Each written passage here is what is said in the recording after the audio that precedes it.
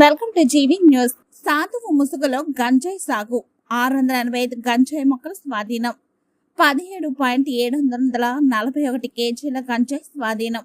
897 గంజాయి మొక్క విత్తనాలు. 70 లక్షల రూపాయల గంజాయి స్వాధీనం. గుడిలో పూజారి గ్రామంతో పాటు చుట్టుపక్కల 10 గ్రామాల ప్రజలకు గురువు మహారాజుగా చలామణి. గుడికి వచ్చే భక్తులకు 4 మంచి మాటలు చెప్పడం, భక్తి భావాన్ని నేర్పించాల్సిన గురూజీ గంజాయి సాగు అమ్మకాలు చేస్తూ డిటిఎఫ్ ఎక్సైజ్ సిబ్బందికి పట్టుబడిన ఘటన సంగారెడ్డి జిల్లా నారాయణఖేడ్ మండలం పంచగాం గ్రామంలో వెలుగులోకి వచ్చింది.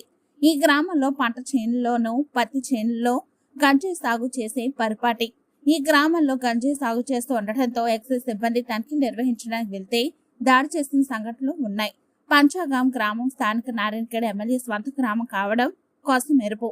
పంచగాం గ్రామంలో గంజాయి సాగు జరుగుతుందని సమాచారం మేరకు డిటిఎఫ్ సిఐ సిబ్బంది సిఏ దుబ్బాక శంకర్, ఎస్ఏలో హనుమంత్, అనుదీపులతో పాటు అంజిరెడ్డి, అరుణజ్యోతి, శివకృష్ణ, రాజేశ్వరు కలిసి దేవాలయ ప్రాంగణంలో బంతిపూల తోటలో గంజాయి మొక్కలను సాగు చేశాడు.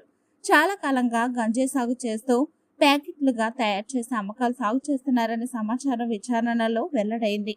పంచగాం గ్రామంలో శుక్రవారం డిటిఎఫ్ ఎక్సైజ్ సిబ్బంది కలిపి జరిగిన దాడిలో 685 గంజాయి మొక్కలు, 17,741 కేజీల గంజాయి, 0.897 గ్రాముల గంజాయి విత్తనాలు, 30,000 రూపాయల నగదు గంజాయిని తూకం వేసి వేయింగ్ మిషన్ గంజాయి మొక్కలను స్వాధీనం చేసుకున్నారు.